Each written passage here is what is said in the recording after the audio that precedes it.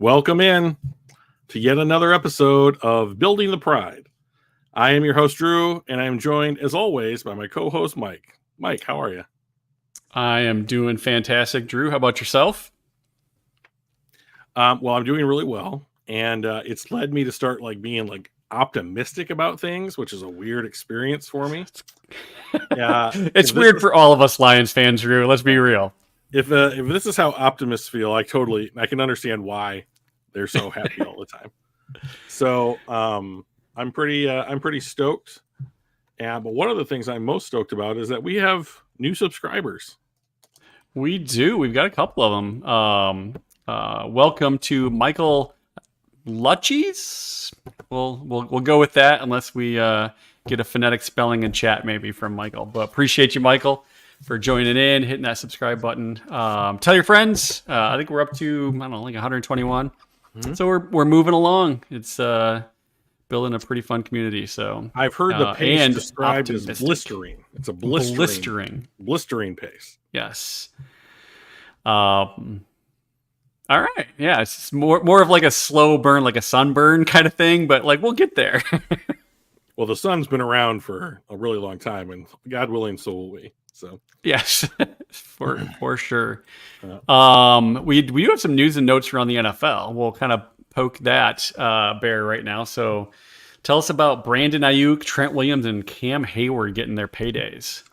Well, let's keep all the news in San Francisco just real quick because they've had three newsworthy items so far this week. Their first round pick, Ricky Pearsall, was shot during a robbery and was in hospital overnight and was released, but he's now been put on NFI and will miss the first 4 games. If you're going to rob an NFL player, rob somebody on a second contract. I mean, what are you doing? What are you doing? But speaking of second contracts and maybe fifth contracts, Brandon Ayuk got a 4-year, $120 million deal that puts him at that $30 million a year mark. Which the same deal that was on the table for a month. So here's the thing that I don't understand. So that deal's out there, and then what you're doing? What you're not practicing, you're not doing the things that you otherwise would do for a month and then you just cave. Yeah. So somebody didn't want to do training camp or something. I'm not really sure, but I mean, you get to a point. It can only be good for the Lions. Yeah.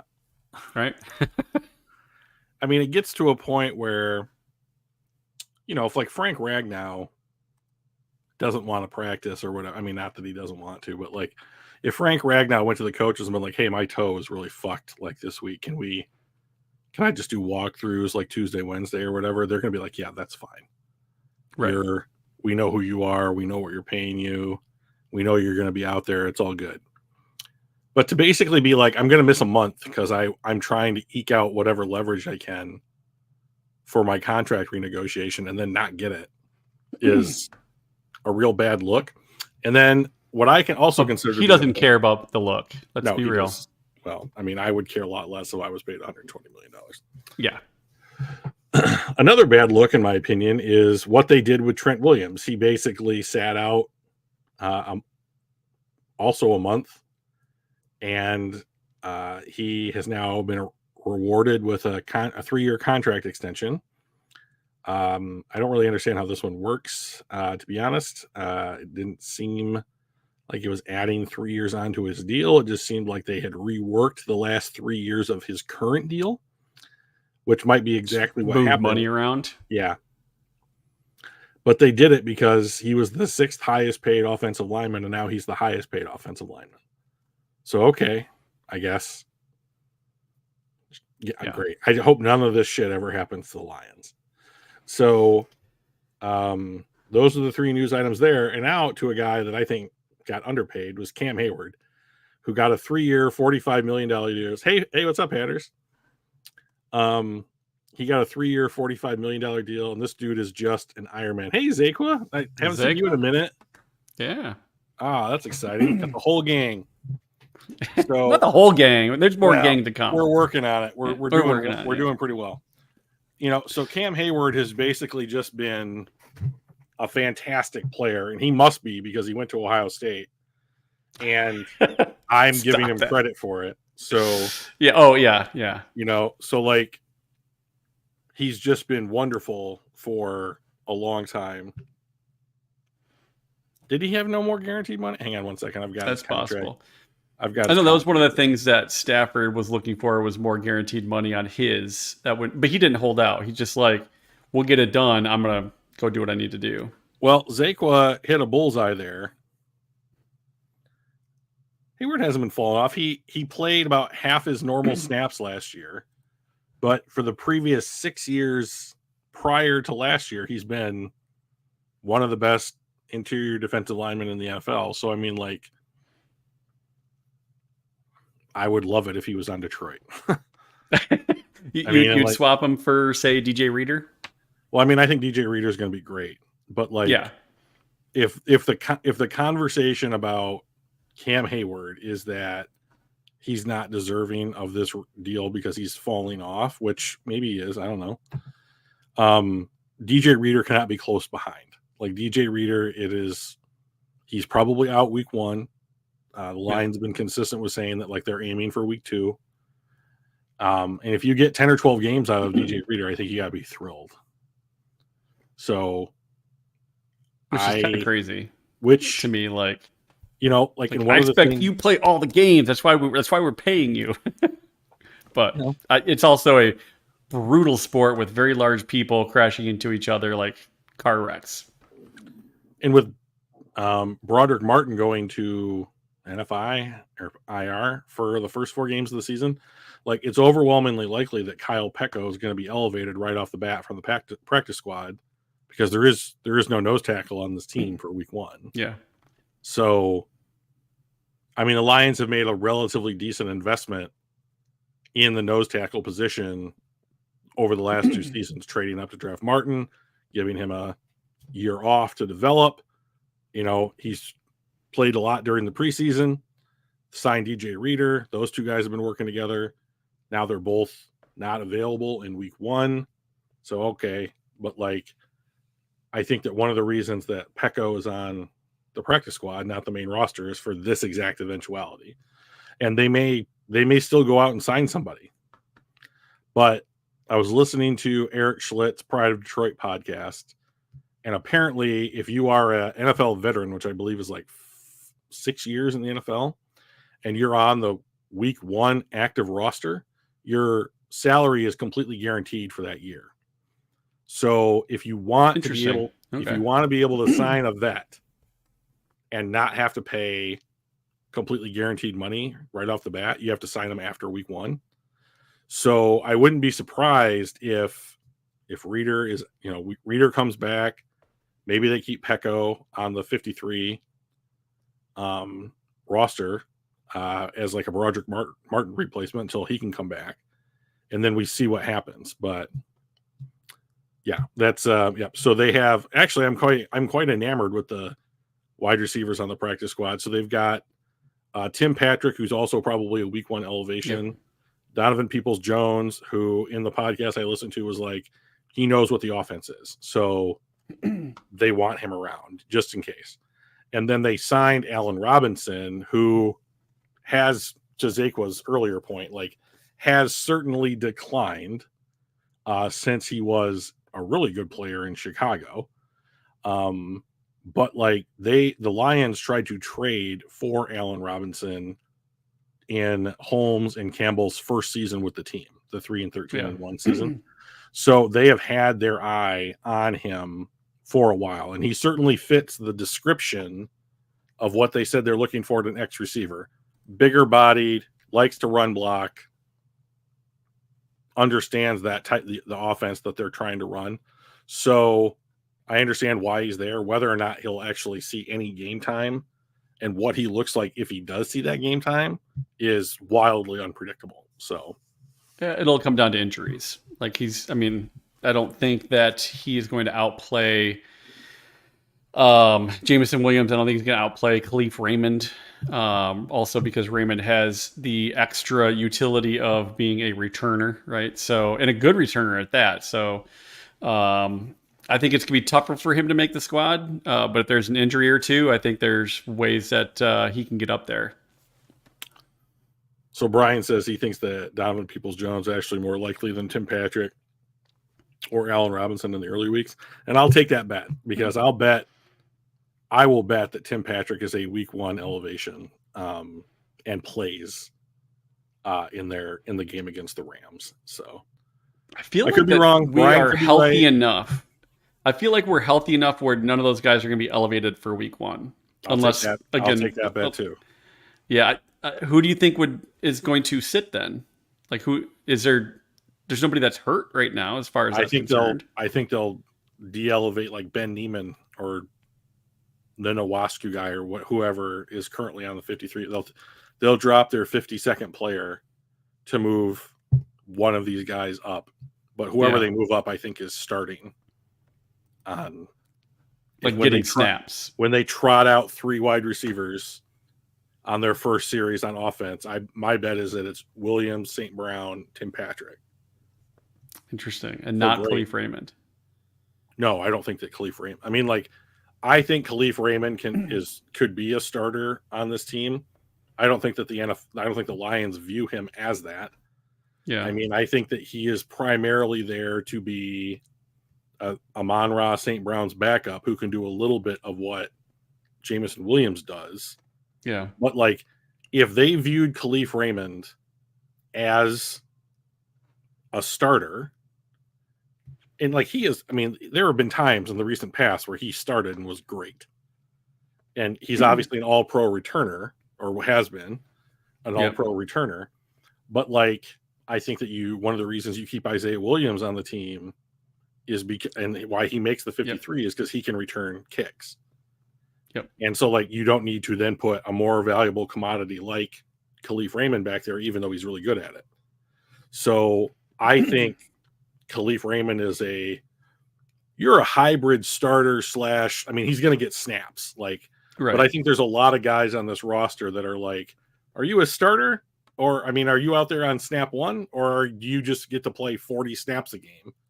Yeah. Or are you just in certain packages? Right. So, like, and those packages might mean that you play 55% of the snaps, but like, I think that I don't know that I would say that Derek Barnes is a quote unquote starter, but he played more snaps last year than Jack Campbell, who was out there at the start of the games all of the time, so like, yeah. And I guess that's kind of my point, is that I think that Khalif Raymond is going to get plenty of snaps, maybe more snaps than guys who start, but in an ideal world, they would rather have a guy that fits the Allen Robinson, Donovan Peoples-Jones, Tim Patrick body dimensions than somebody who is Khalif Raymond, who they have plenty of. So this is true. So I mean, I think that if Tim Patrick is healthy, he's an excellent. I mean, I am almost giddy that I was like, oh, the Broncos are picking up or cutting Tim Patrick. Oh, okay. Well, I think he probably fit really. Detroit signed him. I mean, like that was kind of like that was kind of my reaction when I heard the news. So he could be an interesting. Oh, they've already gotten him. Awesome. Yeah. Yeah. I was like, I just like it that the idea that I had actually happened. That happens so rarely. Like, oh, I've heard that like Jacksonville might be going with Trayvon Walker. That's insane. They did it. Oh, neat. Like, I guess we'll take Hutchinson. Oh, we got in trouble because we rushed our pick in too fast. Like, like, oh, they did not. Yeah. Like, why would they do such a thing? I guess they probably had that slip already filled out just in case. Like, if we hear Trey, they're going to be like, I'm just running to the podium. They're not going to get Trayvon Walker out before I hand this over to you guys. I mean, if I could have just been like invisible and silent in the war room when like the commissioner announces Jacksonville's pick. If my guess is that Brad Holmes was like, go draft Hayden Hutchinson right now, just fill the card up. We're not even taking calls. Like, And I was thrilled because the guy that I like to watch in college plays in the NFL from the team that I like. So that doesn't happen very often. So, and I'm just happy that Tim Patrick's on the team, and I hope it works out. I would like one of these guys that they signed because they were hurt or like on prove it deals to contribute in a meaningful way. Yep. Somebody. I mean, like Emmanuel Mosley, now this is year 2 of you just being hurt all the time. Marcus Davenport, can you get 6-7 sacks this year? Because that would just be tops. Yeah. And like Tim Patrick, can you be out there as a big-bodied run blocker who Jared Goff might throw a jump ball to in the end zone because you're, 6'3", 6'2"? So... And we don't do that very often. Well, we don't have anybody that can do it. I mean, Sam Laporta is the closest dude. I think is he 6'4"? Sam Laporta. That was one of the guys that I forgot on my over/under game. Which, by the way, we'll get to here in a little bit. We're going to do some over/under guesstimating, prognosticating, and I forgot to even put Laporta in there. So we'll do that as we go. We'll get them covered. But we do have the announcement of the team captains. Yep. So the 6 captains this year are Jared Goff, shocker, right? Quarterback's almost always captain. St. Brown, like none of these guys should be shockers. 5 of these 6 guys were team captains last year. So we got Goff, we got St. Brown, we got Penei Sewell, Hutch, Anzalone, and Jalen Reeves-Maybin as your 2024 Detroit Lions team captains. So all 3 of their all-pros are captains. Shocker, right? Hey, Spirit of Detroit. Good day. We have a whole podcast tuned in. Right. I love it.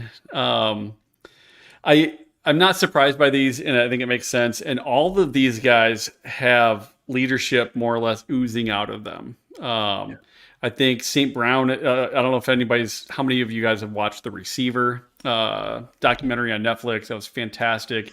And you could watch just how much respect the team has for St. Brown, his work ethic, and all that kind of stuff. Goff has had, he's earned the respect of his team. So that's no surprise. And just being a quarterback, if you can't be a leader, then you're probably not going to be successful. So, but Sewell, even as a rookie, was garnering a ton of respect and a ton of that kind of like leadership mentality as a rookie. Hutch was very similar. I think Hutch has probably won the team over when he started doing the Michael Jackson, Billie Jean thing during training camp. Not just like from the public side, but like his team they went nuts. And I think that's just getting up there, being vulnerable like that was a big thing that just pulled everybody to him. Like, I love this guy. I will fight for this guy. Anzalone, also like a hard worker, tons of respect in the linebacker room. And I think Reeves-Maybin is that special teams gadget. Like, he can kind of do a bunch of stuff. He can play linebacker. He can like coverage on special teams is phenomenal. So I'm not super surprised that Reeves-Maybin ended up on that list as well. But I think it's a good group. I think we've got good representation on that. Yeah, none of those guys are like, what are they doing on there? They all make sense for the exact reasons that you listed. And I can't think of anybody that I would be like, how come this guy didn't make the list, right? I mean, like, that exactly. Just seems like oh, thanks, Spirit of Detroit. That was nice of you to say. Yeah, awesome. I appreciate that. You guys as well. These Rams fans here in LA starting to get cocky again. Well, there should be. I mean, Trey Hadders is out in LA. They had a really good offseason. So, and this is the time of year where everybody's the most hopeful, right? Nothing bad's happened yet. Well, that and they're playing us week 1, right? So there's that Stafford Goff thing. There's the we beat them in the playoffs last year. They want revenge thing. So which we'll hit week 1 here toward the end as well. But it'll be an exciting game. I'm looking forward to it. Do you want to do some over/under prognostications, Drewster? Since you went to so much work to put them together, I can't really say no. I mean, be a real dick move if I was like, no, you put in all this work and I don't want to do it. I'll be like, I have no more tickers then, I guess. All right, so curious about everybody in the chat as well. So we'll go player by player. We can kind of hit these relatively quick. Jared Goff, 4,500 yards, over or under? I'll go over, but I think that is right around what he has done each of the last 2 seasons when the offense is like basically been the same offense, right? I mean, like, yeah, you can bring it. Yeah, we can kind of look to see. So he was just over last year and just under the year before. But the previous, Yeah. I'm granted, his first year in Detroit, we had just a terrible team around him. Yeah, it's pretty bad. But he didn't hit 4,000 even that last year in St. Louis. So 4,500, he had a couple of 4,600, but I don't know. That's why I picked that one. I think that's the hardest one for him, for me on this one.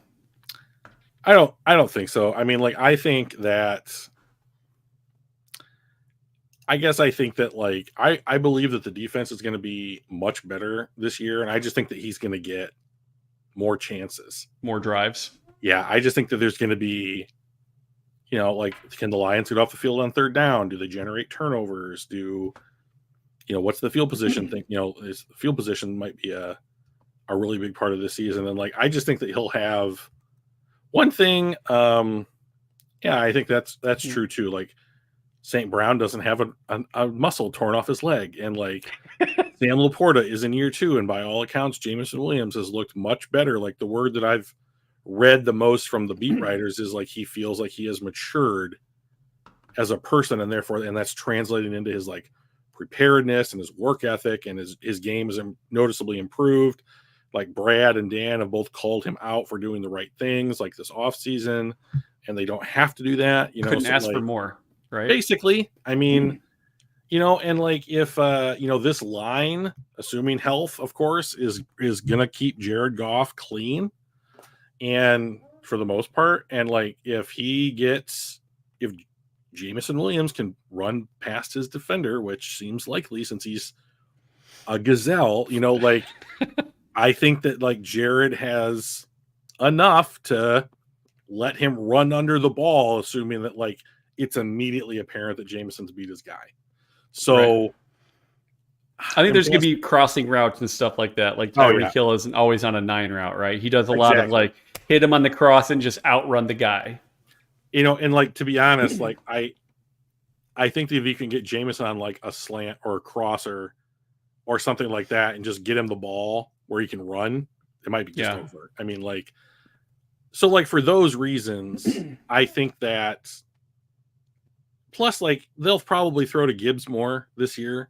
And like he has the ability to be like, I made a guy miss, I ran that dude over, and then like off I go, so depending on like that stuff and like how many, I'm just estimating, but like I think that he'll probably be better than what his average has been the last 2 years. Not by much, but like if we get to 4,501 yards, I win the bet, right? So I mean, like, right. Brian says, you convinced me that it'll be over, but I'm going to keep my guess so I can be happy wrong. Oh, there you go. Right? Those are the times to be like, well, boy, it's a real bitch that I'm wrong. They overproduced what I expected, right? That's a real bummer. Yeah. What about 30 touchdowns? I think I'm going to go with over again. I mean, like, he's only had over one time in his career. Yeah, he had 30 last year. 29 and 30 the last 2 years. Like, yep. Here we go again. I have more opportunities. The offense should be. I mean, they brought in Zietler, who was a Pro Bowler last year, right? And like, so the offensive line is a little bit better.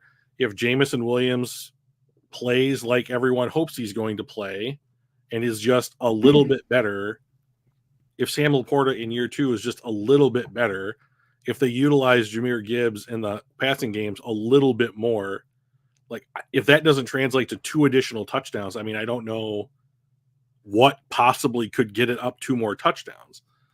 And like that. Brian makes a really good point. Yeah, and Brian makes a good point. So like shorter fields will help that.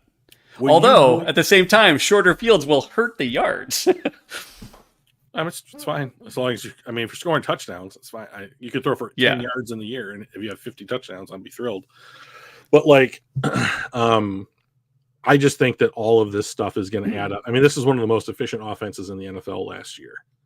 Yep. And it just, I mean, if they just get a little bit better in one or two areas, that might be the difference in like they're a really efficient offense to this is damn near historic. So, I mean, I don't think that they'll be historic, but like everybody has grown up in this offense now for 3 years. Yeah. Kind of a greatest show on turf-ish. I mean, right? Like it would be nice. They had great wide receivers, and they had Marshall Faulk running the ball and catching the ball out of the backfield. That's exactly what we're doing with this offense, right? I mean, the Lions were. There's a couple of things that I would really look at to determine how well the Lions are doing. Number one is turnovers, both on offense and the ones that they forced on defense, and then the stat that absolutely floored me was how bad they were on converting on third down. Now, some of that is we're in the situation where it's third and we know we're going for it either way. We know we're going for it, so we'll get 4 and be happy about it. Now we have 4th and 2. All right, there's a lot more that's available to us, so that they're not like, well, you got to throw it to the sticks or whatever. But they were not good on third down. So like, I just think the offense is going to be a little bit better. And if these are his effective averages, I think that he'll just that's why I picked these numbers, because I'm like, you can make an argument that last year was over, the year before was under. Where are we going to be at? And then the same with the touchdowns. He's only had one other year over this. So what is his ceiling? Is that because Todd Gurley was consuming touchdowns? And I should say that was this, subsequent years because Todd Gurley was consuming touchdowns. I do believe that Gurley still has the 7th most amount of touchdowns from a running back, and he hasn't played in 4 years. 5 years, or something crazy. So like he was the engine of that offense when it came to a lot of that stuff. So not to throw shade at Goff, because like 4,600, almost 4,700 yards is no joke. Like that's a bunch of yards. Interceptions. I threw 12 as the over under. That's what he had last year. The previous couple years he was under. The previous years after that or before that, what he was over. What are we thinking?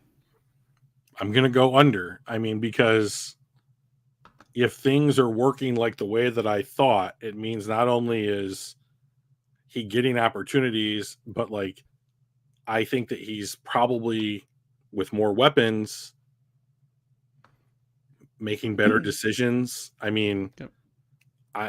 If the number one thing that is going to help this team win, or to be more frank, any team win, is if they limit mistakes, and turnovers are the most consequential mistakes that any team in football can make. So if you limit that, great.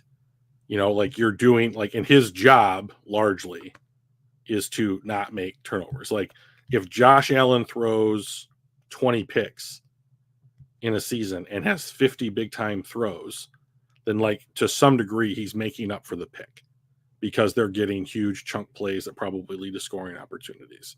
Right. However, like, I don't know what it is off the top of my head, but I don't believe that Jared Goff ranks very highly in the big time throw category. They don't ask him to do that kind almost of stuff. At the bottom. Right. So like in that case, then the way that you are elite and the way that I believe that Jared Goff is viewed to be elite is that he doesn't make these kinds of errors. And so I think, there was a month last season where he went something like 3 picks, 3 fumbles, 3 picks in the course of a month. And like, if those numbers were at all on par with the rest of the season, he'd have 8 picks, And so like, I think they won 2 of those games. We did. Well, one of those was Chicago. So right. So like if there's ever a time to have turnovers not hurt you, it's against a team that was rebuilding. But like if he doesn't have those 3 pick games, out of nowhere for no reason that I could come up with, then I mean, like, and the offensive line didn't really play well in those 2 games. They got hammered. But like, if that happens once as opposed to twice, if they're 2 pick games as opposed to 3 pick games, then like I'm gonna win this bet, you know. And so like I don't want to say I'm drinking the Kool-Aid, but I'm in an optimistic frame of mind right now. So like, I love it.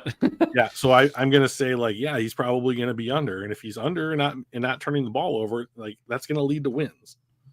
Yeah, I have slightly under on the yards. I've got slightly over on the touchdowns, and then under on the picks. Mm-hmm.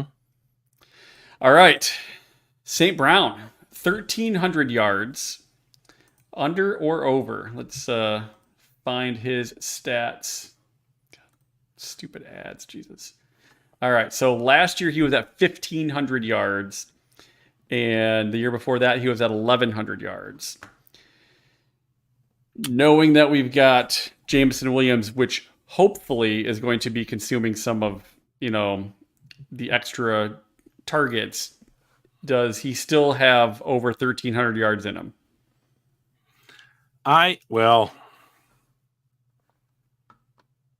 He is the engine that makes this offense move. I mean, there's no doubt about that. 1,300 is a lot. 1,300 is a lot.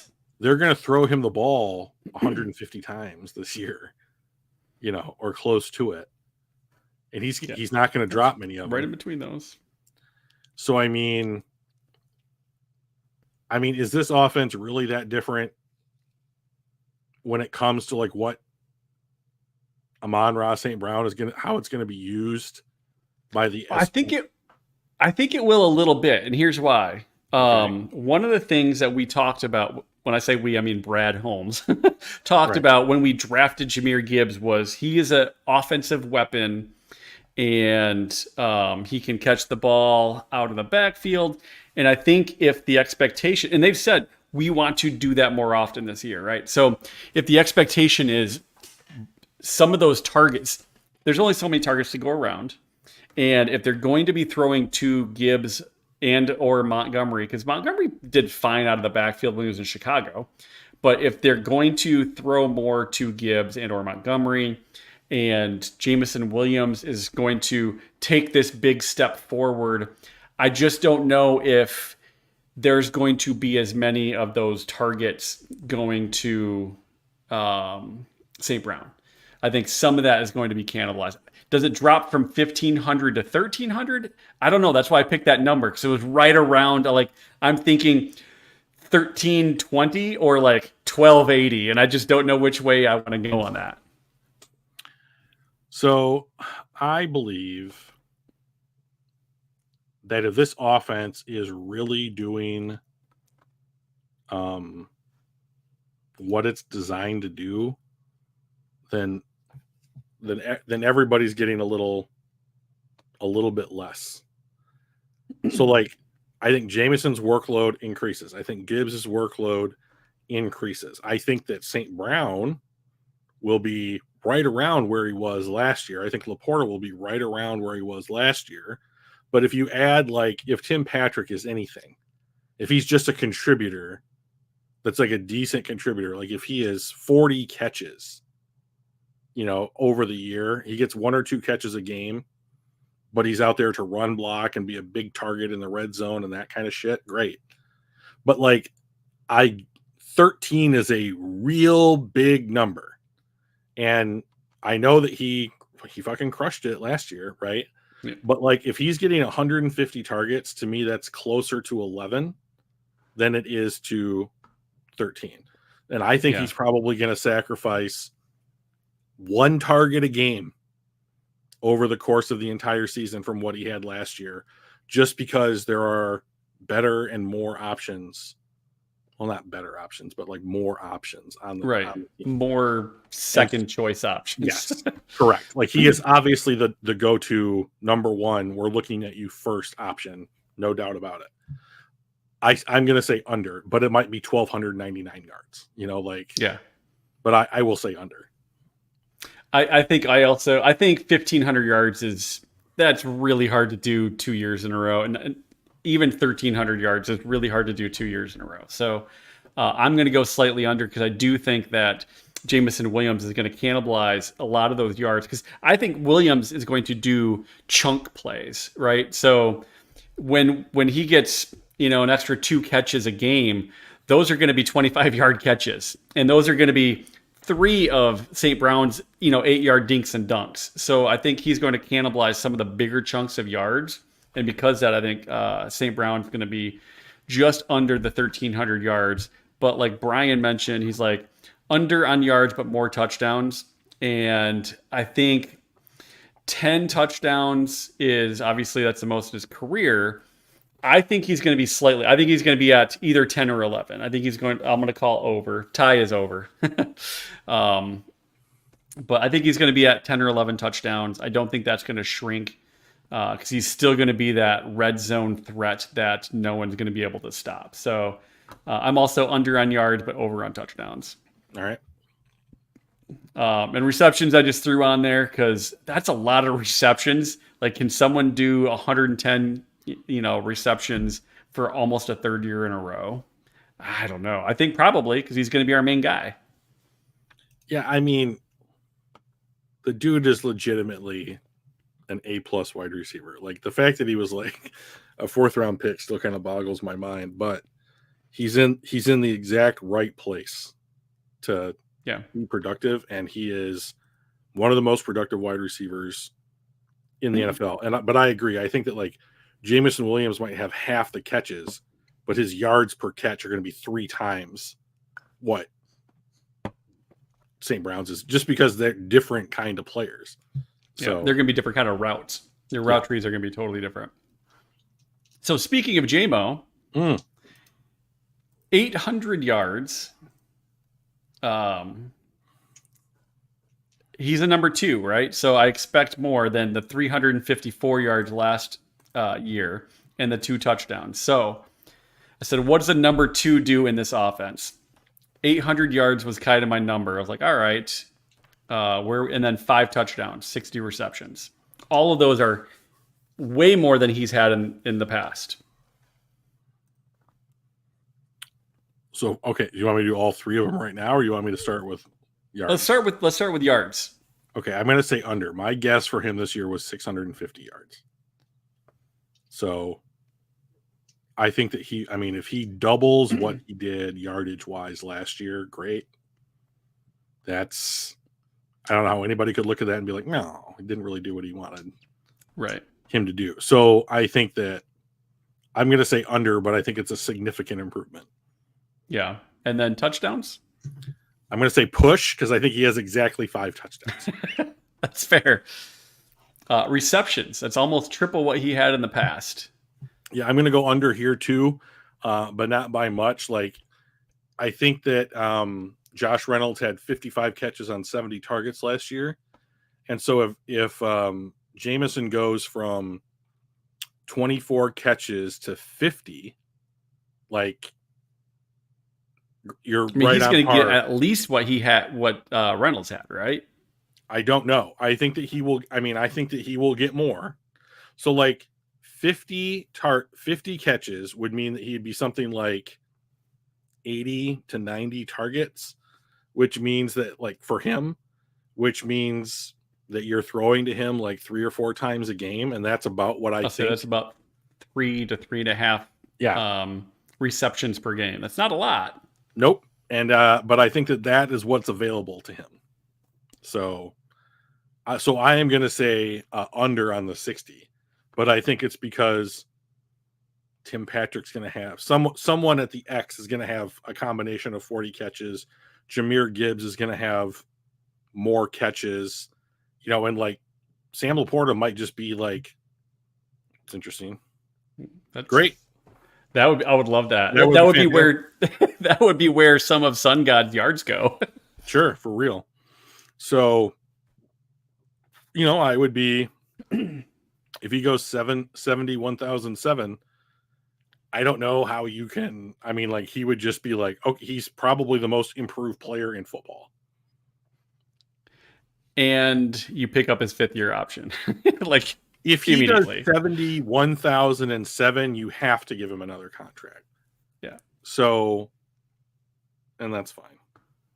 Brian says under the 800, over the 5 touchdowns, under the 60 receptions, but he also has more than 200 yards rushing and 2 touchdowns on the ground. So they ran the play that they ran for him in San Francisco that he scored on, that jet sweep. Let's see here. Rushing, he had 3 attempts for 29 yards last year. Now this is just in the regular season. So like you might want to double that total, because of the one that happened in the NFC Championship game. So like if you double the 29 to basically 50 or 60, then that means he needs to, in order for Brian to be correct here, they have to give him roughly 4 times the amount of work. Now, that is 12 attempts. So, I mean, the question is 2/3 of the game, are they going to give him, 2 or 3 chances to run the ball? Maybe, but like they have given St. Brown an opportunity to run the ball. They have even handed the ball off to Brock Wright once, like coming through on motion. So like, I think that like Montgomery, Gibbs, Vaki, Craig Reynolds, St. Brown, you can run jet sweep with Khalif Raymond. Obviously, JMO's speed is a big deal, so like I think that is a lot. So I think that they will do it more, but I would be surprised if he hits 200 yards. I think because he broke like a 70-yard run in one game, something like that, which he's capable of doing, Yep. So anybody that fast is. All right. So speaking of running, let's pop over to the running backs. Jahmyr Gibbs. Segues. Nice. I know. See what I did there? Well, I do my best. So Jahmyr Gibbs, 1,000 yards rushing, 600 yards receiving, 10 touchdowns, 60 receptions. Let's go with rushing. He was at 945 last year. I think 1,000's not stretching it, right? He missed 2 games. So I mean, if he does not miss games, I think that's a realistic number for him, because he went the first third of the season and it was like, you can give the ball to him too, like right. Well, Montgomery was the established starter, right? And he had to earn his reps, and he did but as the season went along. And then came the Vegas game, and Montgomery was out, and Gibbs got to be the quote unquote bell cow and handled it. And it was like, okay, yeah, you can give this guy similar handoffs every year, every game, and he might just be able to just handle it. So I think that I'm going to say over on the 1,000 yards, but I mean, I think that it's, once again, like we're talking like plus or minus 50 yards here, I think. So so just over. So about 100-ish yards more than 10% more than last year. Yeah, if that was the case, I think that's pretty achievable.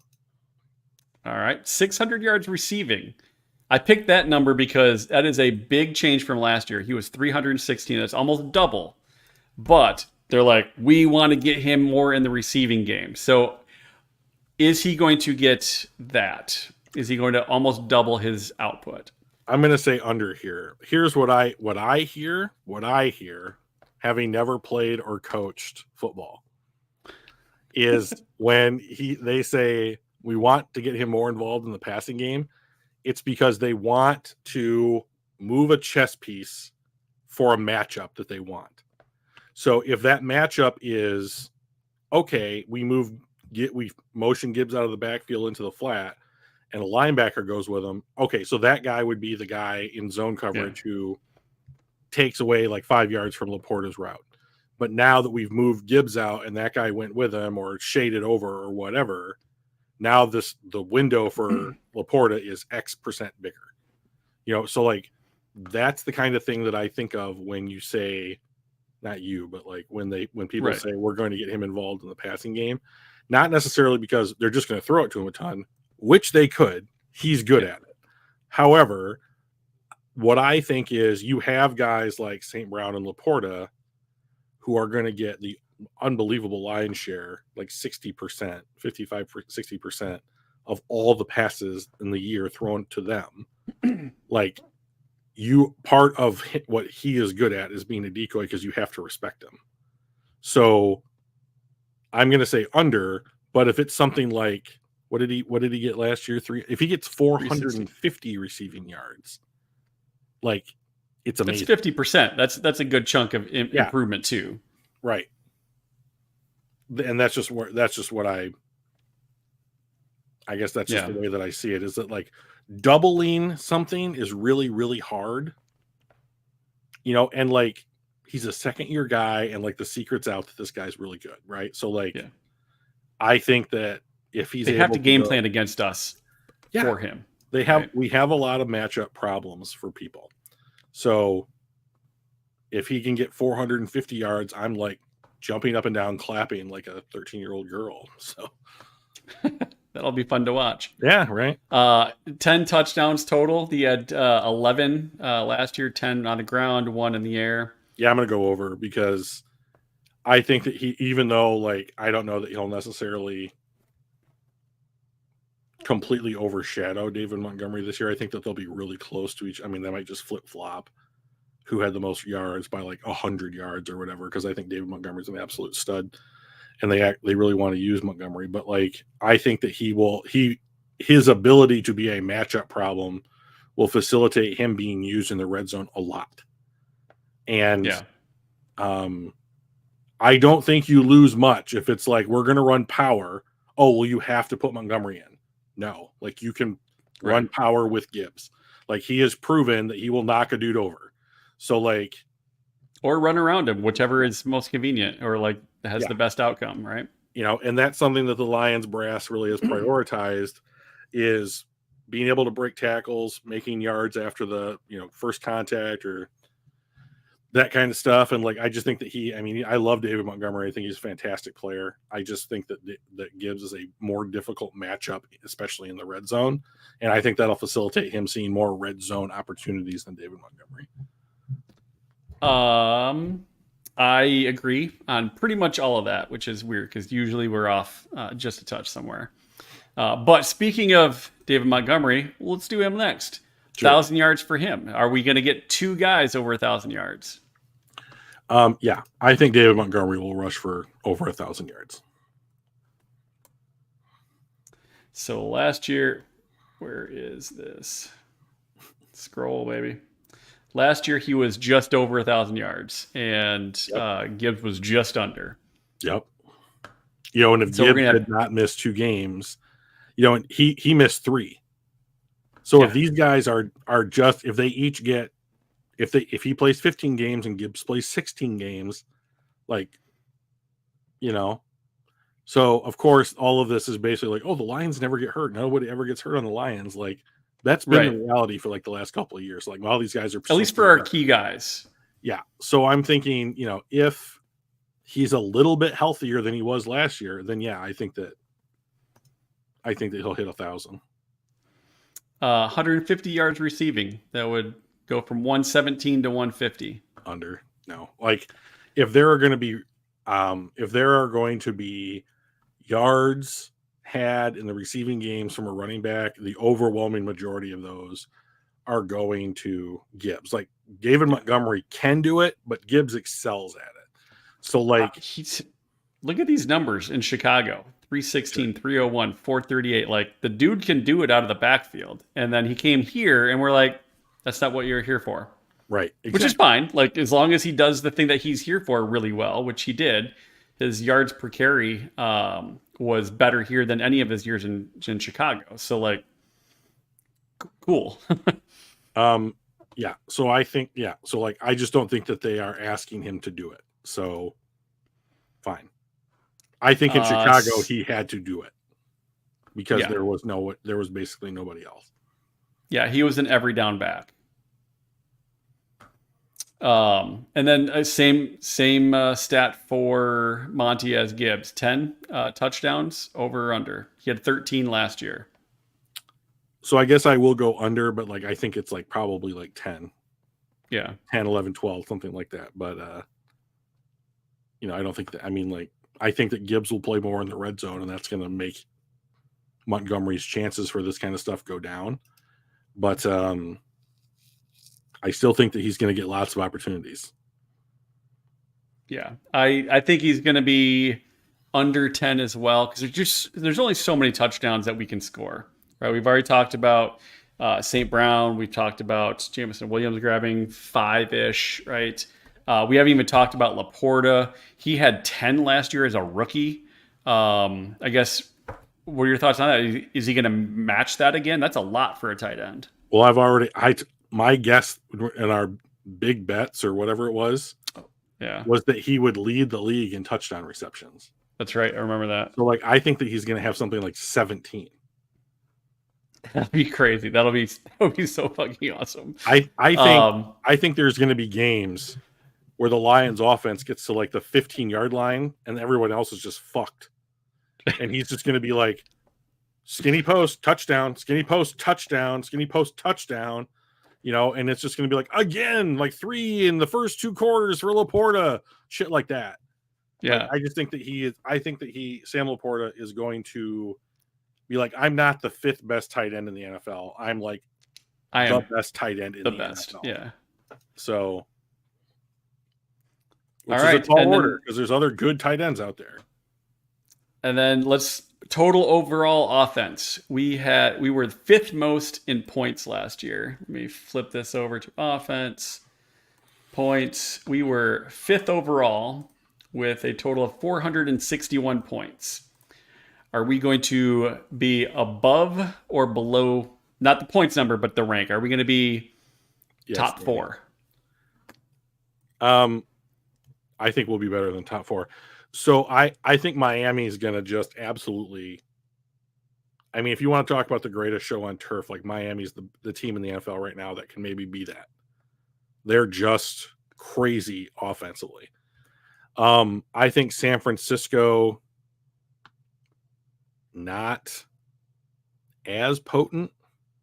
Still got Christian McCaffrey. He's amazing. I think Deebo Samuel, right? Yeah, Debo's. You got Brandon Ayuk. Well, yeah, that's true.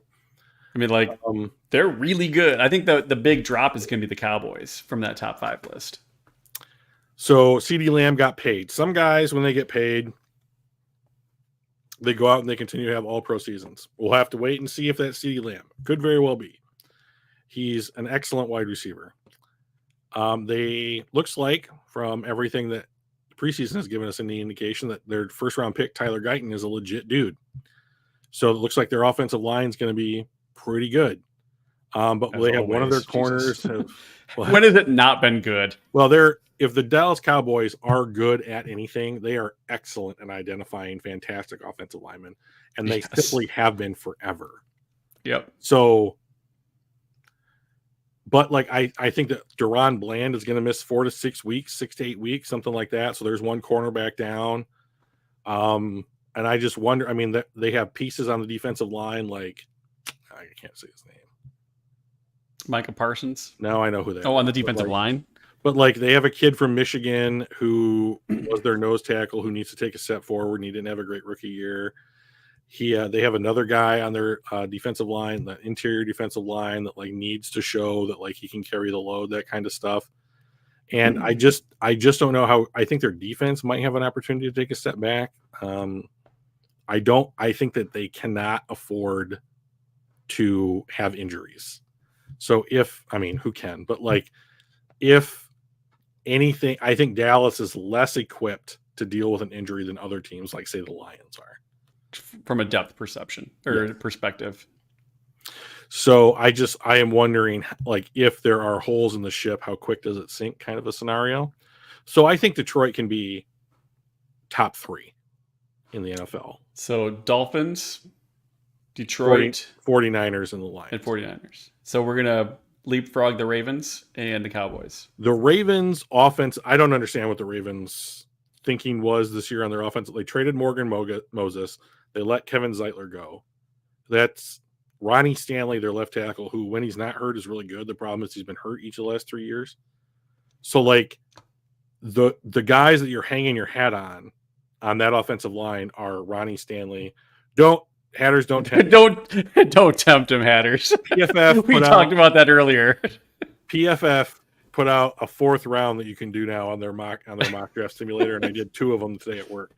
So like I told them during our bye week, which is coming up, couldn't get here fast enough as far as Drew's concerned. Guys, I would do a mock draft every week. Mike doesn't want me to. Okay, it's Mike's fault. So I don't remember Baltimore's offensive line, which has been one of the things that they have been really solid at for a long time, is I think going to take a step back. Like it is, they have a guy who was redshirted his first year in the NFL, Andrew Voorhees, who was excellent at USC. He was hurt. He's coming off injury. He's going to be their new right guard. Is he up to Zeitler's level? I would guess not. They have a rookie 2nd-round pick from Richard Rosegarten, I think his name is, from Washington, who is a good player, but he's a rookie. So like they have effectively 2 first-time players on the right side of their line. Now they did have Derrick Henry, and like Derrick Henry has been known to bash a motherfucker every once in a while. So like I think that dribble them. Yeah, I think that like the RPO game between Lamar Jackson and Derrick Henry is going to be very fun to watch. So, but I think that ultimately it's like, how well is your offensive line playing? And I think their offensive line will take a step back. So I do think that's going to drop them a spot. Are there any others that could potentially jump up there? The Bills, Eagles, Rams. I think I was shocked to see the Saints up there, to be honest. So there are a couple. I do think that if Josh, my God, Reynolds? No. What's the quarterback of Buffalo's name? My God, Josh Allen. Thank you. Yeah. If Josh Allen got his interceptions down to something not awful, 12 or 13 a year, which is still really high, but if he got it down to something like what Jared Goff throws, I think that offense could have a ridiculous thing. But like they have a rookie X wide receiver that they want to be their number 1, and they have 4 slot receivers that they're going to spread out across their roster. And I just don't know that I believe in their offensive line or their running game. But like the Packers are the other ones that could do it. If Jordan Love is as advertised for a whole season, and like the line comes together, and they don't have any like big name receivers, but they have really good wide receivers that like no one has heard of. They've got like 5 number 2s. Yes, basically. Essentially, right? And like they can all do little bits of different things. Like these ones are slot receivers, this one's your deep, your deep threat, that kind of stuff. So I think that like if that comes together for them, they have a chance to be like, oh my God, look at the Packers. They're putting up. I mean, they went into Dallas and beat the ever living shit out of the Cowboys in the playoffs. Like, yeah. I mean, like in Dallas. I don't know that. I mean, I'm not like, oh my God, Dallas, you can't climb that mountain or whatever. But like, but they literally just beat us 2 weeks before. They beat right? them. They beat them so badly that it was like, I mean, like you saw them rip the hearts right out of the Cowboys and everybody in that stadium. I mean, that was great. If that's the Packers team that shows up next year, I mean, like watch out NFL. Yeah. I mean, they're the other team that I think has a real chance to do it. Houston, couple of, well, so Houston, I think they could take another step forward, but a couple of them that I thought was interesting was like the Chiefs were way down there, and the Bengals. Joe Burrow was hurt for much of last year, but hopefully he's back under center for 17 games because he's just a hell of fun to watch. So I could see the Cincinnati Bengals taking a big jump. The Chiefs, they had Travis Kelce, and that was like it last year. And they still won the Super Bowl. So anything that they do on offense in the draft and free agency can bump them up. And with Mahomes under center, they could be anywhere from where they're at now to like number 2, number 1. I don't think they're going to be quite that high, but like I think they're going to take a big jump. I think Cincy's going to take a big jump. I'll be curious to see how the Rams do. They added Blake Corum. Kyron Williams, after he came back from injury, was the number 1 running back in the NFL. And Stafford, when he came back after he missed a game with an injury, he was the number one quarterback in the NFL. They've added to their offensive line. I think their offense is going to be really, really strong this year. I don't know if it jumps into the top five. They might be right at, maybe they'll be right at five, but I think they're going to be really good this year. And the Packers are going to be, I think, good if Jordan Love is the Jordan Love of the last 7 or 8 games. Oh, Hatters loves his fantasy quarterback. It's fantasy. Doesn't mean anything. Yeah, I know, but there's always that like little bit of rooting for the guys on your team, right? So I remember I took Aaron Rodgers one year, and it was the worst fantasy year of my life because I had to root for that fucker No, that would have been great, but I had to root for that dude every time because it was the only thing that was going for me on that team, and I hated every second of rooting for that son of a bitch. So I'm like, I'm just not gonna draft anybody that I just can't stand. So it's fine. I also had Tom Brady the year that he tore his knee up, so that sucked too. That is not good. I mean, I think that I don't know that the Rams can get there. I think that Houston might have a chance to get there. They are pretty stacked across the board. They've rebuilt very quickly. Yeah, I mean, and they are. I mean, it's interesting because like Detroit has this kind of like draft and develop, like let's get better incrementally approach, and Houston is like, no, we're just going to draft guys that can pop Stroud in and do it. Yeah, we drafted Stroud at 2. Let's trade up and get him. Let's trade up back to 3 and get Will Anderson. Oh, let's trade for Stephon Diggs and then restructure his deal so he's only here for 1 year. Like, I mean, they are as close to all the chips in. Like, let's go right now. Like, they are trying to max out their team while Stroud is on his rookie deal. Hard to argue with the approach, but it might lead to some considerations that they have to take into account here in 3-4 years, but like they might, I mean, they're a pretty popular choice to make the AFC Championship game this year. So they're gonna be fun to watch. Yeah, and then they might be really fun to watch. All right, let's bounce to the defense real quick. We got one person on defense I wanted to ask about, and that would be Hutch. Yep. 12 sacks. Over. I have so much. I guess this is what faith feels like. I mean, I have so much faith in the fact that the Lions, Brad Holmes, like per se, was basically like, okay, here's what I'm going to back up a second. Carolina, their owner, was so sick of not having a quarterback, he forced his GM to go out and trade for number 1, and the Bears knew it, and they absolutely bent the Panthers over a barrel and got a lot of stuff from the Panthers, right? And they did that because he was sick of not having that position somewhat settled, right? Go get me a guy. That's what he said. Brad was like, you know what? We're not gonna go that route, but I am gonna trade for a dude, sign a dude, and draft 2 guys. You know, so like Kendall Vilder, who made the team this year, was a starting corner for the second half of the season last year, after Jacobs got hurt, and now he's like 6th on the depth chart. Yeah. So I mean, Terrion Arnold doesn't need to be an All-Pro or Ahmad Gardner or anybody. He has to not make mistakes. He can just be okay and not make mistakes. Carlton Davis is a vet. Like, he's probably going to take the other team's number 1. Like, Amik Robertson is probably going to play a lot, you know? But, like, does Ennis Rakestraw, like, make his way onto the field? I think so. Like, the dude just seems to be, like, the kind of player that Detroit makes work. So I think they're going to put their best 5 out there, and like I don't think that includes Ife Melifonwu. I mean, I think that Branch took a spot, you know, and I think that like the other, I mean, he'll have packages, but like I think if it's Branch, Joseph, Davis, Arnold, and like a combination of Robertson and or Rakestraw in the slot, I have so much faith that group is going to give Hutch another half a second. You know, that like, and I mean, like, you've never had a guy as good, quote unquote, we'll wait and see, as Marcus Davenport on paper across from Aiden Hutchinson.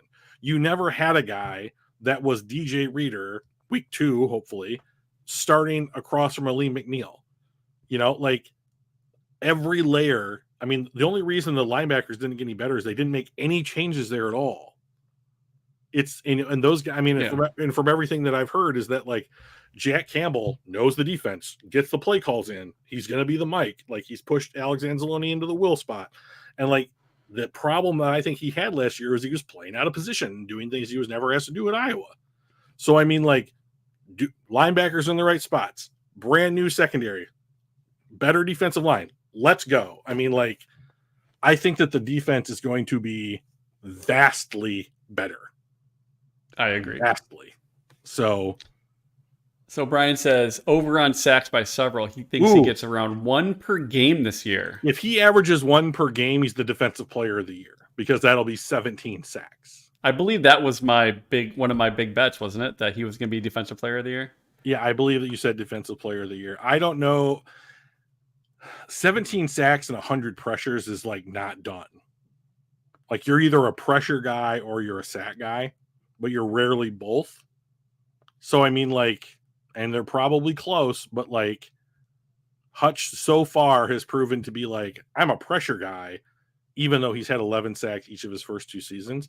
I think that if he gets to 14, 15, like it's going to be like, and to be honest, like a couple of times in earlier seasons, he had like against the Commanders, he had like a 3-sack game. So, I mean, like, cool, you know, and like last year against the Bears, he had 2 sacks against Justin Fields.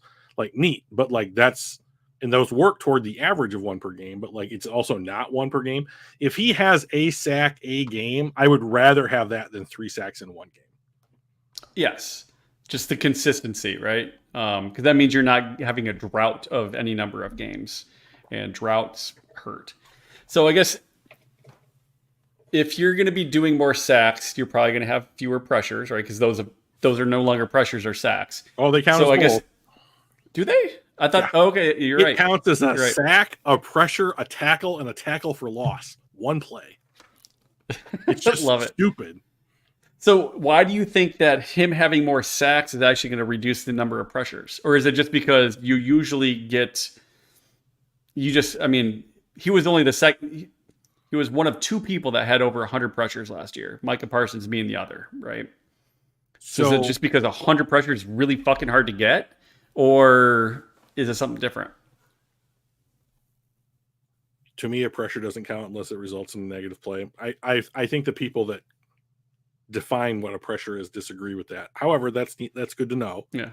And like, but I would consider something like he forced the quarterback to release the ball throw it too away, early, or he had to take a step to his right, or something like to be a negative play, like you're fucking with what the quarterback's doing. A forced throwaway, right? Yeah, like, oh my gosh, like nobody's open and you're on me right away. I'm going to just dump it over the line. So to me, the thing that has happened to Aiden Hutchinson is Aiden Hutchinson would be amongst the lead leaders in sacks if he had another half second 5 times a game, 4 times a game, 3 times a game to get to the quarterback. There have been so many times where he's like touching the dude's jersey, and like that counts as a pressure, but not a sack. So like, I don't know that his pressures will go down, but like, I mean, but if the lead leaders in sacks were all, I mean, if they all counted as pressures or they were just good, like they would be closer to that 100 pressure mark. Like he is. Like the thing about Aiden Hutchinson to me is that he's going to consistently generate pressure. Awesome. The difference between Aiden Hutchinson and someone like Myles Garrett or like Nick Bosa is that he doesn't always get home. So to me, can the back 7 give him another heartbeat to get home? If that is a yes, which I fervently believe that it will be, I think that his sack totals will vault him into everyone has to agree that Aiden Hutchinson is an elite pass rusher, and there's no doubt about it. Pressure-wise, sack totals, whatever it is. I don't care that he has 10 sacks, so long as he is creating absolute chaos in the backfield. Yep. That's what I care about. I don't give a shit about the number. I care about getting the win. And like, if the team is 0-17 and Aiden Hutchinson has 50 sacks, I don't care. It's great for him, bad for the team. So I mean, like, obviously him getting more sacks will help the team win. But like, I just want him to continue to do ultimately what he has done. And if he gets home 2 or 3 more times in the year, I'm fine with it. Because I already know who he is. And like, who he is a fucking baller. So I'm just happy with him already. Like, he doesn't need to do anything to me to. So I do think that he will have more sacks, but I think it's a result of the rest of the defense is balancing him, is offering him a greater opportunity because they're better. Yeah. Total turnovers, 3 over under. Last year he had 1 interception and 3 forced fumbles. I think for a total of 4. I would be surprised if he forced 6 fumbles this year. So like, if he doesn't, that'd be great. If he doesn't get home and sack the quarterback, is he knocking the ball out of his hand like he did to Justin Fields at the end of the Chicago game? Is he swiping down at the ball and he's not close enough to sack the quarterback, but he's close enough to like reach out finally and whap it away? That's the thing that I think changes. Like, opposing offensive line, they will still pay their attention to Hutch. He is one of the most double-teamed edge rushers in the NFL. His double team rate puts him in like the top 5 in the NFL, which is crazy. TJ in part Watt, because they could. Right. There was nobody on the other side that they had to care about. So now if you add DJ Reader into the mix, like he is going to control the A gap, which means that McNeil can just rush the B gap. And so like, if then you want to bring Anzalone and Melifonwu on the other side in the B gap, and you have Marcus Davenport, I mean, no, if you commit 1.5 guys to Hutch, you're fucked. You just 2 guys get free. So I mean, like, that's the other thing that Aiden Hutchinson does that's never going to be quantifiable. Is it's just like, because I'm here, you have an undefended gap somewhere on the line. And now that you have hopefully you have improved the ability for the defensive line to control the other gaps by adding in Reader, by signing Marcus Davenport. Josh Paschal looked like that he took a step forward a little bit in the preseason. Like, he's getting a lot of playing time at least. So I think that he's probably Kaminsky's fill in for like packages and that kind of thing. Pascal is. But like, I mean, who knows? I mean, I do think Aiden Hutchinson is going to literally feast off the fact that everybody around him just got an itty bitty bit better. Yeah. It'll be fun to watch. We finally have, I think, a defense that isn't going to be embarrassing and cost us games. I do not get any greater enjoyment watching football than when a defensive end beats the offensive tackle clean and gets a sack. That is my like joy. It's your home run. So to kind of be a Michigan homer for just a second, like when he played Ohio State his last year, he had 15 pressures in that game. That's nuts. And like man among boys. Yeah. And when I watched that game, it's fun. I don't watch a ton of college football, but that was a fun game to watch. He played Iowa. When he played Iowa in the Big Ten championship that year, there was a play where he beat his tackle clean and then looked at the running back as he ran by him to sack the quarterback. I mean, like, it was that kind of stuff to me is just, that is, if I get a chance to watch that on Sundays, I'm thrilled. All right, last one before we move on to week 1 preview. Total defense. Let's pop back over here. Total defense. We'll go by where we're ranked in the NFL. Turnovers. We were 18th in turnovers. Are we going to be better or worse in total turnovers? Better. I agree. I think we'll be above that. Yeah. Sacks. We were 23rd in total sacks. All of these are going to be better. Better. Points allowed. Will be better. I agree. I think we're. But I guess the other question is how much. Like. Oh, I don't know. I mean, like, I think that you have somebody across from Aiden Hutchinson as far as the sacks are concerned that could be a 6-sack guy. I think McNeil has the potential to get to half a dozen sacks. Like, and that's the difference. Like, when we drafted Aiden Hutchinson, I was like, it would be awesome if there was anyone else on this team that could generate pressure, and there wasn't.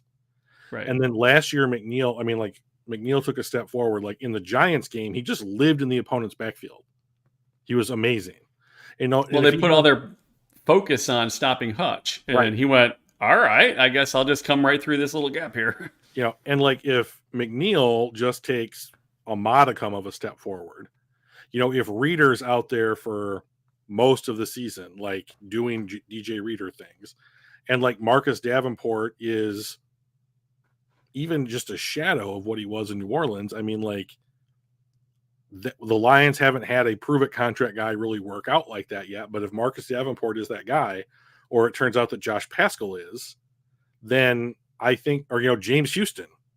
I mean, like there was an 8-game stretch where James Houston was like, if you continue on this pace, you'll lead the league in sacks. It was crazy. And if he is 40% of that, but plays the whole year, I mean, you probably have to resign him 10 to a sacks pretty there decent, too. Yeah, he'll probably have to be resigned for a pretty decent deal, because it's just like we're going to play you 500 snaps a year as an edge rusher. So I mean, like, So we had 23 turnovers last year.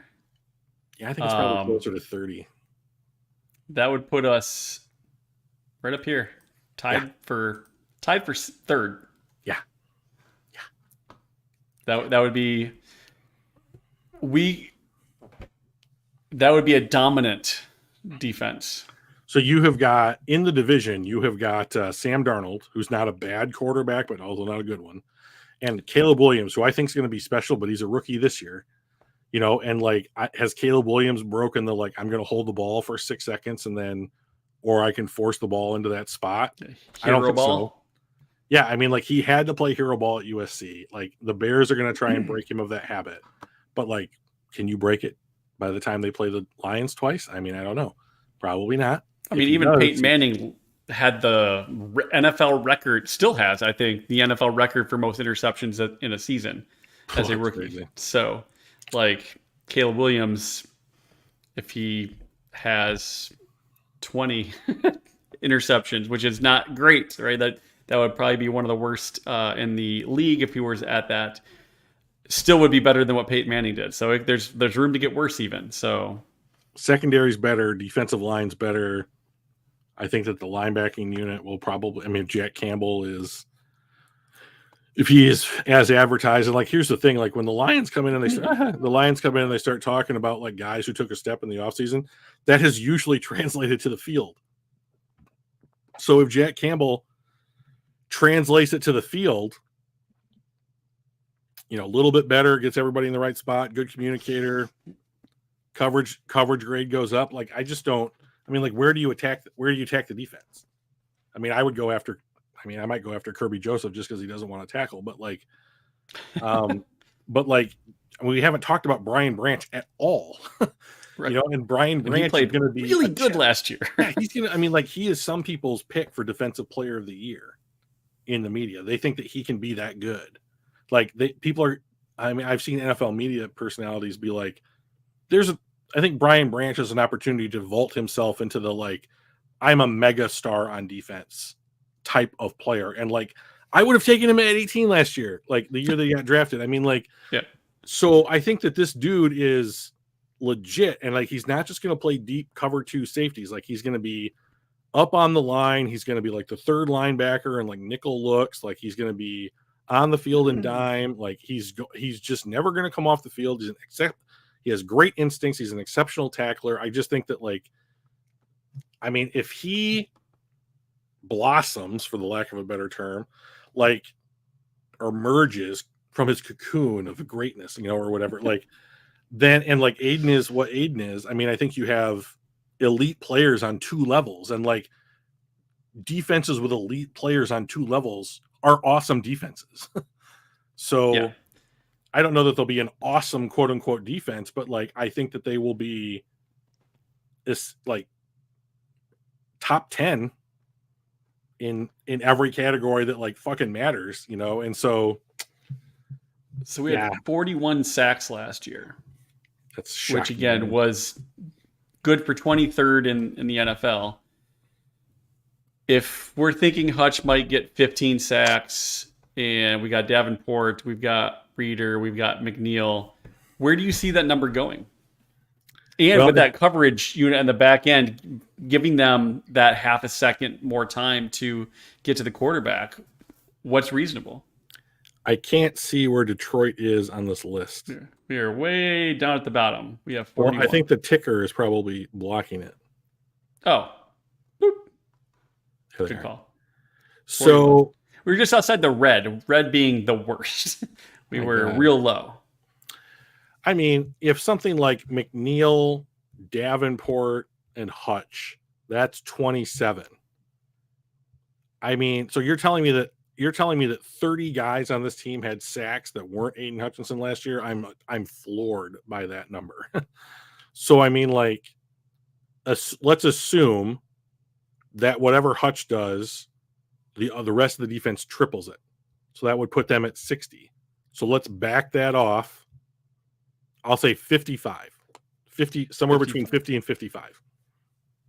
All right, that would put us right in this area, top 5. I mean, fixing the secondary. I mean, it's like, oh, so I love this show called Firefly, and there's an episode where like one little piece on the engine breaks, and it's just like, oh, this is a nothing part, but like without it, the entire engine doesn't work, the whole ship dies. You know, and they plug the thing back in, and everything's fine. And I mean, like, it just feels like the defense has been the ship that's broken for so long. Yeah. And then they went out and they found the piece, and it was just like, well, we're just gonna put 4 new corners on the roster. Like, some of them got to be good, you know. Like, I just think that they're going to be good, and like, yeah, I guess this is just like me kind of having my come to Jesus moment about Brad Holmes. You're so like, optimistic. It's making me almost like, teary. I mean, like, I have laughed at Lions fans who have quote unquote drank the Kool-Aid. Solid nerd cred. Thanks, man. I have not watched The Expanse. I don't get the Sci-Fi Channel, but I would watch The Expanse. You know what? I will try and watch the pilot, and I'll get back to you, Ryan, because that show has been like legit for a long time now. So I'll see what I can do about nerding out with you a little bit here. But like, I just think that this is it's in Prime. I have a 30-day trial. It's fucking score, dude. All right, nice. So I just think that the cornerback thing has been the problem ever since this new regime has come over. Okuda didn't work out. Then you had seatbelt gang, and then you had the unfortunate like face mask bounce off Wilder's helmet, and it's just that kind of shit. And it's just like these guys. I mean, like Jerry Jacobs is not on a roster. Amani Araraway is on a practice squad. Like, these were your starters 2 years ago. Like, that's the level. Like, the guys who are not making the Lions team from a year or two ago are barely playing in the NFL. And like, now you have, and not because they aged out either. Right. Exactly. You know, and now you have invested significant, valuable resources. Traded a third, traded up to get Terry and Arnold. Rakestraw was just there, but a second round pick. You signed Meek Robertson, not a crazy deal, but you spent money to go do that. They don't go out and spend a lot in free agency, but they spend it on him. You know, so like 4 guys, like you are basically saying not this year. And like I have run out of ways. I mean, I'm even being like, Jared Goff's really good. You know, like I mean, like I'm just run out. Like I have to at some point look at facts and say my theory's wrong.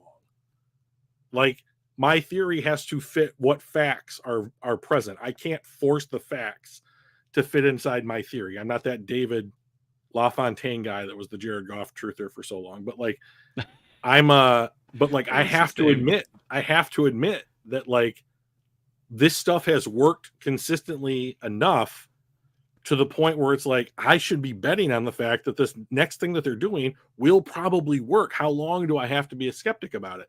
So I just think that I have a really hard. I mean, there's a lot of people that are picking them to win the Super Bowl this year, and I wasn't even going to bring up that was on the SI cover, right? Was like And Lions are our pick to win the Super Bowl. and like I look at the roster and I'm like, yeah, that's a good roster. And like, but I look at it and like maybe this is just me growing up a Lions fan, like through the Millen era and all that stuff. But like I just look at the roster and I'm like, yeah, it's good. And then when I really look at it and I'm like, oh, let's do my draft stuff. I love draft stuff. Like, where do I think they're going to draft? And I'm like, edge 2, wide receiver 3, tight end 3. It's just like, where are the holes, Drew? Like, point to the thing that you shouldn't believe in, And so I think that like I have a hard time saying I think this team has the ability to win the Super Bowl, but they went into San Francisco last year and beat the shit out of them for a half.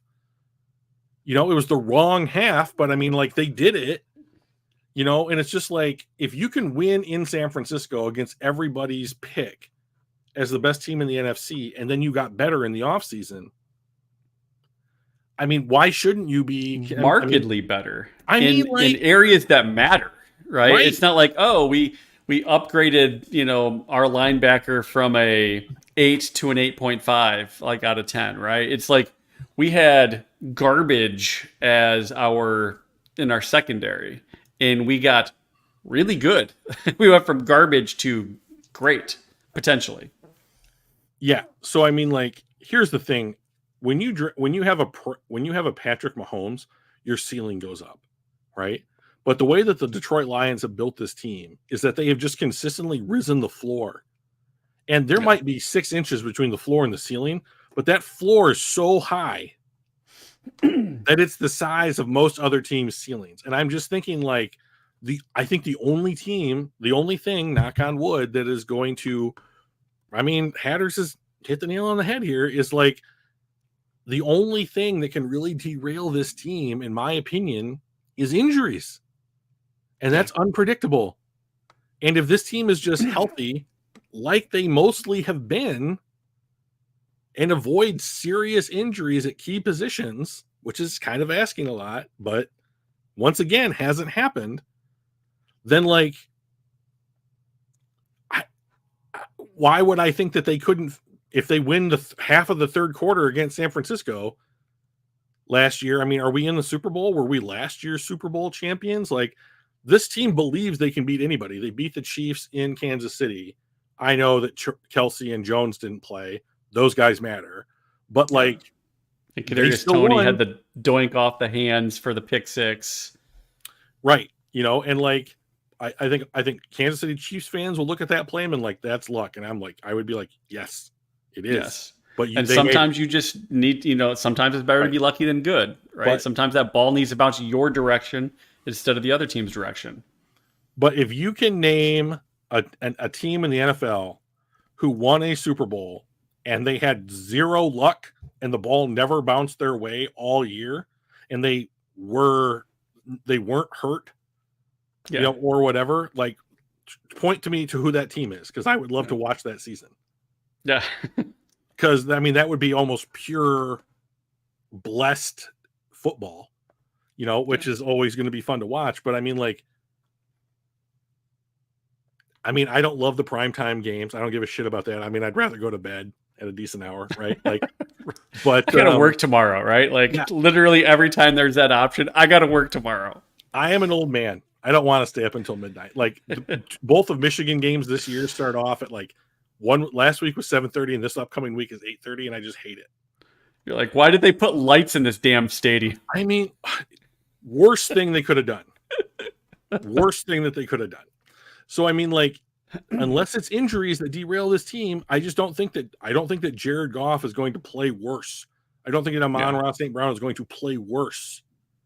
Like, that's just not. I mean, I think Ben Johnson knows exactly what he has in every single player. He knows their strengths, he knows their weaknesses, and he knows how to mold that into an offense that is hard for the defense to stop, but also easy for our players to run and be successful in it. I just don't see the reasoning behind why this team is going to fail, unless it's just like fate. And Just luck and injuries, right? if that is the biggest obstacle that you have, then I think There's a lot to look forward to. You're doing the pretty much right thing, right? Yeah. Now, I have some games circled on the calendar that's like you went into Baltimore and they beat the shit out of you. Like the Packers beat the shit out of them last year. You know, like I want to see that stuff cleaned up. You know, because like you can play San Francisco tough, but like I don't want to see any 38-6 games on the I mean, you've already had those experiences. Like, don't let it happen again. So there's some benchmark games, right? Those the yardstick games, like in Dallas is going to be a yardstick game. In Green Bay is going to be a yardstick game. Even in in Houston, as weird as that is, considering 2 years ago they were drafting 2 and 3 overall. Like that's going to be a yardstick game. Buffalo and the Niners, like it's not an easy schedule. We've got a very difficult schedule. I think we can walk through most of these, but there's going to be some games out there. We might as well start talking about week 1. I think it's going to be a really tough week 1 as well because it's at home, because it's against the team that we just beat in the playoffs in a super tight game. There's going to be a lot of passion. There's going to be a lot of anticipation. There's going to be a lot of pressure. LA they had a great offseason as well, just like we did. So I think it's going to be a really, really tough game. The good news for us is LA is going to be missing both their left tackle and their starting right tackle. And I think that very well could be the difference. In our preseason game by game picks, I picked us to lose this game. That was before they were losing their left and right tackles. I think that we will probably win this game. I think it's still going to be a squeaker. I think it's going to be within 4 points either way. But I do think that is going to be a difference maker. That's going to be at least a 1-score change in what I would have expected otherwise. So I think both these offenses are going to be really fun to watch. I think they've got a great duo on the ground with Kyren Williams and Blake Corum. We've got a great duo on the ground with Jahmyr Gibbs and David Montgomery. Each of us have quarterbacks that are perfect for the systems that they're in. They've got guys like Nakua and Kupp, and we've got guys like Sam Laporta and Amon-Ra St. Brown. And I'm really curious to see how Jameson Williams does, if he can take that big step like they're talking about. It's going to be a fun game. I think it's going to be really tight. I don't see it being a blowout either way. But I do think at this point, I am going to change my vote. I think we are going to win a squeaker because of the tackle situation over there. But I don't think it's going to be easy. I think it's going to be one of the hardest fought games that we're going to have all season. You and I see this game differently. I don't think that it'll be a blowout, but I think they win comfortably. I'll take the over on whatever the line is for Detroit to win this game. I mean, what is the over? Over under Rams Lions.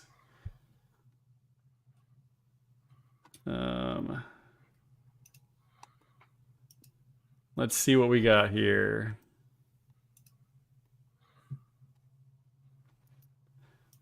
The Rams plus 3.5. Okay, so that's basically your standard. The Rams are favored to lose by less than 4. A field goal. Yeah. So I think that the Lions win this game by something like 10 points. And oh wow, like 2 scores? Yeah. So I think the way that I see it is Detroit had one of the best run defenses last year. I think it's going to be better this year. Now we don't have DJ Reader or Broderick Martin, but we didn't have Broderick Martin last year. Didn't have DJ Reader last year. So I mean, and they sold one of the best run defenses in the league. So I think that's going to work in our favor. I think Kyren Williams is still probably going to have a good game, but I don't know that he's going to be the Lions cannot stop Kyren Williams. So the big thing to me, I don't think Tyler Higbee is playing in this game. I think he's on NFI. I think he's not listed on the injury report. Really? After the knee injury? Got Nakua, Jonah Jackson, as likely. Darius Williams likely. Rob Havenstein, the tackle, is doubtful. Yeah. So, like, I think that the worst thing that could have happened to the Rams would probably be like Stafford or like Cup or Nakua going down. But like them not having those tackles, I think is the obvious I'm attacking this shit. Yeah. And like if the defense, the secondary in their first game out just holds their own and doesn't, I mean, like the Rams can move the ball down the field, but as long as they don't give up any like huge plays, I think, or like they limit that Hold them to ability. field goals kind of thing. Yeah, that kind of mentality. Like I don't think that the Rams defense is going to be able to hold the Lions offense the way that the Lions defense is going to be able to hold the Rams offense. And I mean, like I like some of the moves they made on their. I like that they drafted Jared Verse and Braden Fisk, to add to their defense. But I mean, Jared Verse is going to have to go up against Penny Sewell. I mean, and like Marcus Davenport and Aiden Hutchinson are going up against not starting tackles in the NFL. So I mean, like, that's the difference to me is that I think, that and that's why I think that's why I switched my vote from the preseason. So I think that Detroit will win the game on both lines, and I think that will lead to some number of negative plays for the Rams offense, and I think that the Lions offense might just, because I think that Darius Williams, I don't think that Darius Williams is going to play. Like the report that I heard was that he was definitely missing week 1. So like he was their big free agent signing. Like, I mean, what's the guy? Bobby Wagner is now in Washington. They traded Ernest Johnson. No, that's Matthew Jones. Ernest Jr. Jones. He wasn't going to be a starter. Hit the rookies and the young guys actually were going to beat him out. So he wasn't going to be a starter. Wasn't too happy about it. They said, "All right, well, we'll trade you. We don't want cancer in the locker room kind of thing. So like, if you're not going to play and you're not going to be happy, don't bring everybody else down. Let's put you in a better situation," which I think is great. Like, and that's something that the Lions would do. If we're going to have somebody that's not happy because they're not starting, we'll find a different home for them. And they didn't really get much for him. They upgraded a 6th round to a 5th round, and didn't have to pay him next year. So PFF has the starting linebackers on the Rams as Jake Hummel and Christian Roseboom. Let's change their defensive lineup here. And those are the two guys that play in their nickel.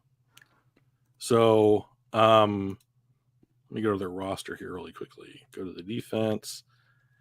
Omar Spites, Eli Neal, Troy Reeder, who I like Troy Reeder quite a bit. Yeah, Spites. Jake Hummel.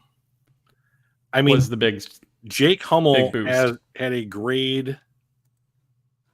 PFF grade, I think last year of 75. So that's pretty good.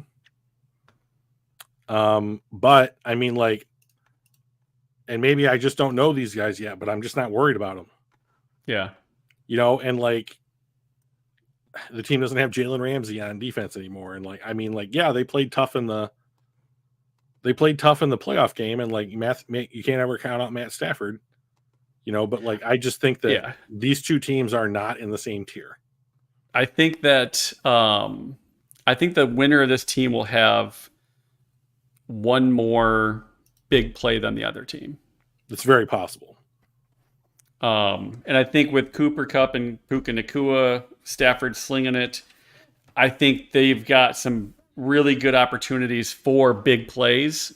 I think that we have just as many with our team. Like I think we have just as many. Like I think Laporta is a threat. As much as they've got Kupp and Nacua, we've got Sun God and Laporta. Right. Yes, he's a tight end, but he's fucking amazing. He's going to be a threat, way more than Tyler Higbee, right? So I think we've got some opportunities to make some really big plays, especially against also a young defense. They've got a young defense.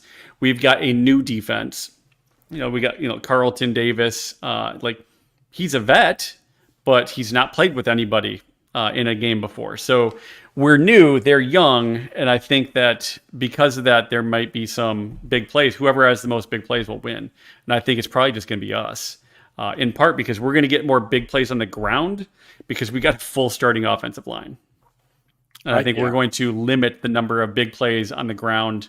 And even if Hutch gets to Stafford one more time than they get to Goff, those are the kind of things that's going to be the difference. Yeah.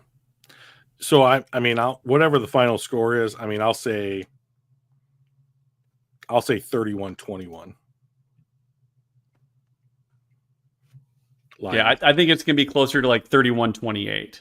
I think it's going to be a real tight game, or maybe 31-27 because we force them to get field goals or whatever. But I don't think it's going to be a blowout. But I think we are going to get there. Yep. I want it to be a blowout. I'd really love to see like this 42-9 some bullshit where we just blow them right out of our stadium. There's nothing more fun for me to watch than a blowout. When it's your team winning. I love not when your team gets blown out. Like I want to be up by like 28 points at half and just watch the entire second half being like, this is fine. This is good. I'm happy about that. 28, yes. 24-3. That's not a good number. Just ask Atlanta. Right. So I mean, like, I am thrilled with. I mean, I would be absolutely thrilled. Now, I mean, we'll review the game. Yep. Next week. We'll see what happened. But I think I like the moves the Rams made, but like I don't know that they pay immediate dividends. So. Yeah, it'll be interesting. They've got good coaching. I will say one of the things that was interesting. I know we'll probably sign off here in a moment, but one of the things that was interesting about the Rams during the preseason was their last preseason game. McVay wasn't on the sidelines. Did you see the interview that he had with that reporter where he got kind of snippy? I did not actually see that. I heard. It was not a good look. No, I'm gonna have to check that out because it certainly wasn't. I've never seen him that way, so it wasn't as bad as I think people made it out to be. But I when I watched it, I was like, I didn't know what it was, and I just heard that Sean McVay was trending on Twitter or whatever, so I like clicked on it, and like I thought that the reporter was like pretty even keeled and like was just asking a pretty generic question. And I don't know if Sean McVay's wife hit him or something that morning, and or like one of his kids was being held for ransom or something. But like, I thought that and once again, it wasn't as severe as I thought everyone made it out to be. But like, the way that he chose to respond to that reporter was not the way that I would have wanted someone. If I was the PR director of the Rams, I'd have been like, Sean, no, you save that shit for behind closed doors. So like, I don't know Sean McVay. Like from everything that I've heard, the dude is pretty affable and pretty much a likable guy. I know that there was friction between him and Jared Goff, and that led to Jared Goff getting traded. But like, yeah. Of course, Brad Holmes has treated reporters in a way that I was like, that's not a good look, Brad. I don't like that at all. Yeah. The receipt, that kind of stuff. Didn't need to say that. That didn't. I mean, like, no one gives a shit. Yeah. I mean, like, it's not. No one's gonna ever remember Brad Holmes being like, "Oh, Brad, people question your draft picks." Like every GM is questioned every year, right? Yeah. And no one ever is ever like, "Oh, let's go look at the receipts." No one does that. I mean, like, that's just not the way shit works. Yeah. The what I was going to say about what that last game was, he actually, and I guess he does this every year. Although I haven't really paid attention to the Rams in the past, but he has one of his offensive coordinator or defensive coordinators be the head coach for that game. So it gives them some experience head coaching a game. He ended up, just being in the booth that game. I thought that was really cool to go, hey, I'm going to showcase one of my coaches, give him an opportunity to, do the head coach thing, be the guy that's calling plays, and get that experience. I just thought that was really cool. I do want to find that interview though, just because it does not sound like everything that I know of Sean McVay. So, but I just thought that was really cool. I'd love to see us do something like that. And that sounds like something that Campbell would do. So Yeah. maybe next year. All right. Anything else before we head out and get ready to talk about a Detroit Lions victory next Tuesday? No, I have nothing. Shockingly, I'm all like if Hatters wanted me to do a mock draft right now, I don't know that I could do it. Like I'm tapping. So. All right. Well, appreciate you guys in the chat and anybody that's listening video on demand. Appreciate you guys. Hit that like button, subscribe, tell your friends. We've got a good community growing. I'd love to see even more. So appreciate y'all, and we will catch you later. See you guys. All right. See you, buddy. If I can find the button. All right. Now we'll see you.